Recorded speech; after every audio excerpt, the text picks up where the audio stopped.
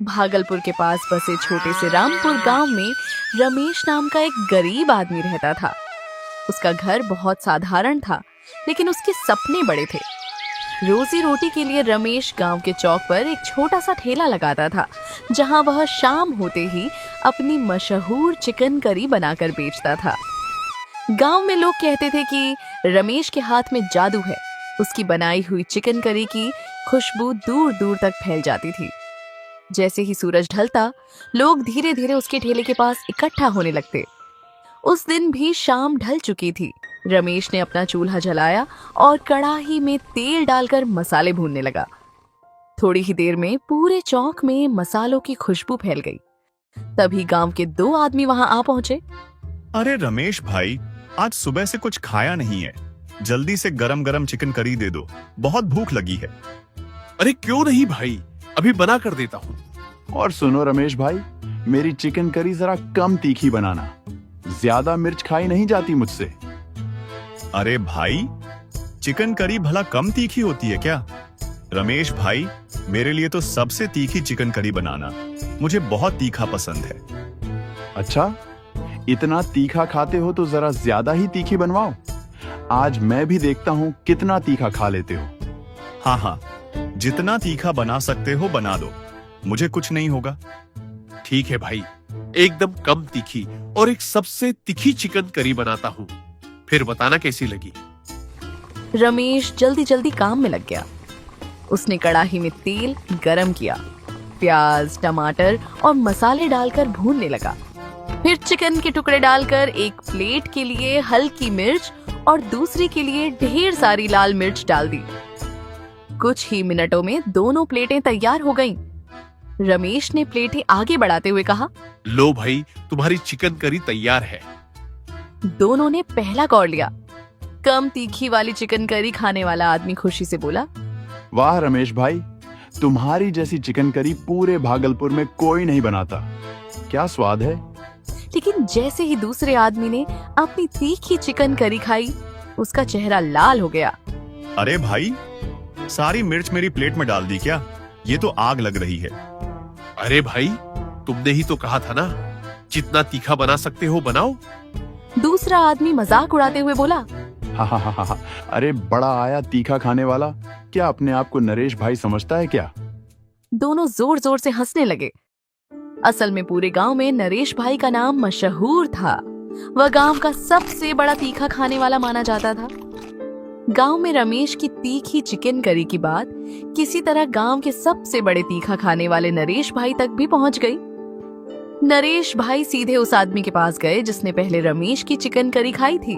अरे भाई, सुना है उस रमेश ने बहुत तीखी चिकन करी बनाई थी।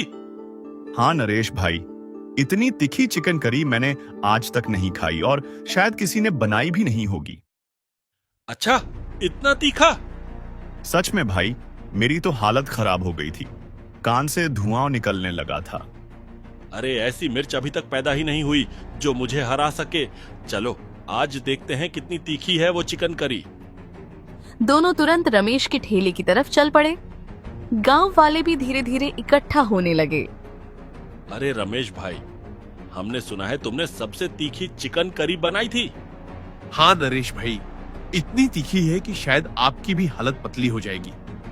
अरे जा जा, मैं तो सुबह के नाश्ते में हरी मिर्च खाता हूँ। तुम क्या मुझे हराओगे? एक बार खाकर देखो, फिर खुद ही बताना। हाँ भाई, वही सबसे तीखी वाली चिकन करी लगा दो। आज खाकर ही देखते हैं।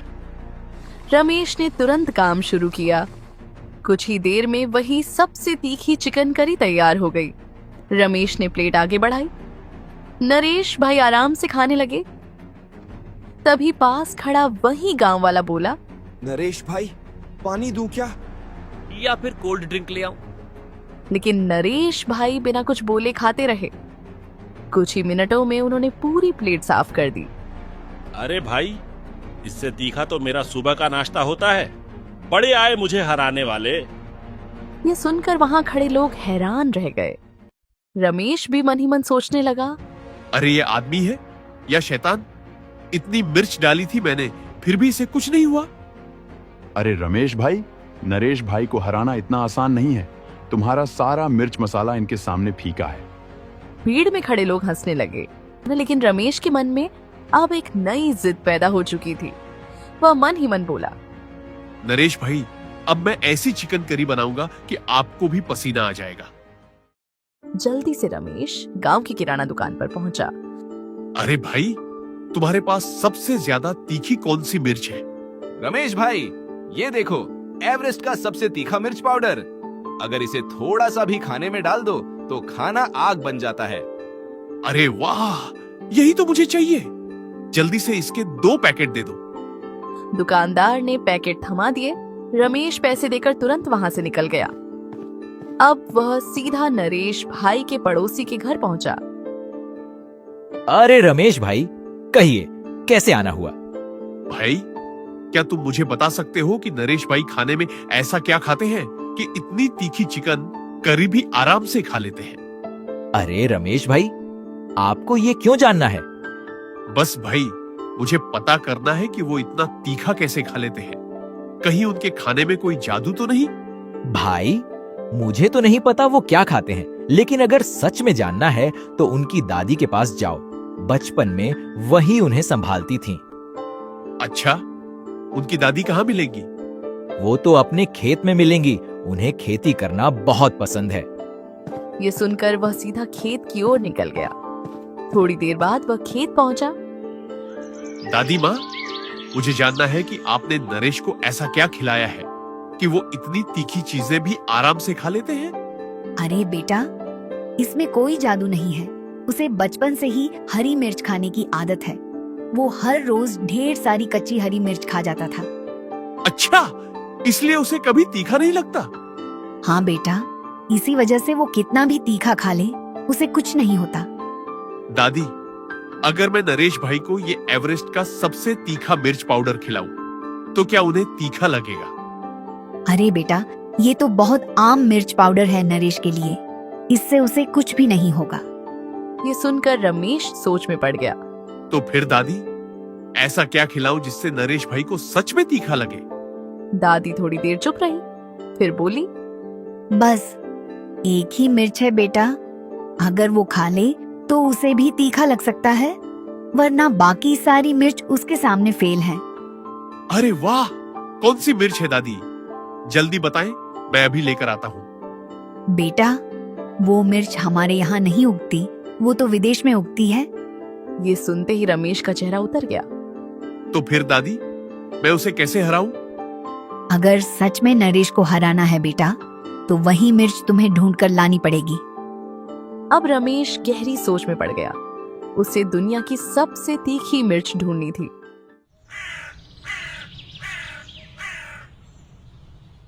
अगले दिन शाम को हमेशा की तरह रमेश ने अपना ठेला लगाया।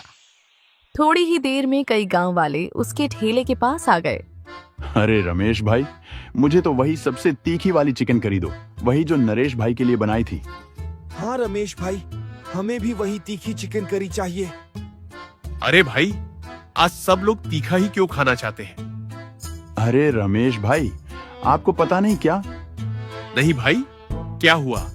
अरे नरेश भाई ने कल एक बड़ा मुकाबला रखा है। जो भी उन्हें तीखा खाने में हरा देगा, उसे पूरे 10 लाख रुपए देंगे। अच्छा, इसलिए सब लोग अभी से तीखा खाने की प्रैक्टिस कर रहे हैं। हाँ भाई, अभी से आदत डालेंगे तो कल कितना भी तीखा खा लेंगे। पर भाई, मेरी चिकन करी से कुछ नहीं होगा। नरेश भाई को हराना आसान नहीं है। वो तो हर दिन ढेर सारी हरी मिर्च खाते हैं। अरे रमेश भाई, आप बस देखते रहना। कल मैं ही नरेश भाई को हराऊंगा और गांव का सबसे बड़ा तीखा खाने वाला बन जाऊंगा।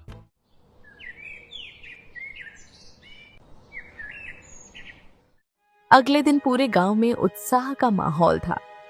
चौपाल के पास बड़ी भीड़ जमा हो गई थी। नरेश भाई बीच में बैठे थे और उनके सामने हरी मिर्च से भरी टोकरी रखी थी। 3 गांव वाले भी मुकाबले के लिए तैयार बैठ गए। सुनो भाइयों, ये रही हरी मिर्च। जो भी सबसे ज्यादा खाएगा और आखिर तक बैठा रहेगा, वही जीत जाएगा। सबने सिर हिलाया और मुकाबला शुरू हो गया। सब लोग हरी मिर्च खाने लगे। नरेश भाई तो आराम से मिर्च खाते जा रहे थे।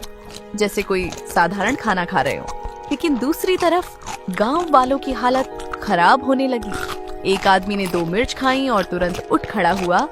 अरे बस भाई, मुझसे नहीं हो रहा। कुछ ही देर में तीनों गांव वाले हार मानकर उठ गए। नरेश भाई हंसते हुए बोले, क्या हुआ भाइयों, इतनी जल्दी हालत पतली हो गई? अरे नरेश भाई, ये इतनी तीखी मिर्च कहाँ से लाए हो? बहुत तीखी है। अरे भाई, ये कोई आम मिर्च नहीं है, ये बहुत खास मिर्च है। भीड़ में खड़ा रमेश ये सब ध्यान से देख रहा था। ये सुनते ही वह चौंक गया। वह मन ही मन सोचने लगा, लगता है ये वही मिर्च है जिसके बारे में दादी माँ ने बताया था। तभी तो गांव वाले इतनी जल्दी हार गए और नरेश भाई ने भी ज्यादा मिर्च नहीं खाई। मुझे पता लगाना ही पड़ेगा कि नरेश भाई ये खास मिर्च कहां से लाते हैं।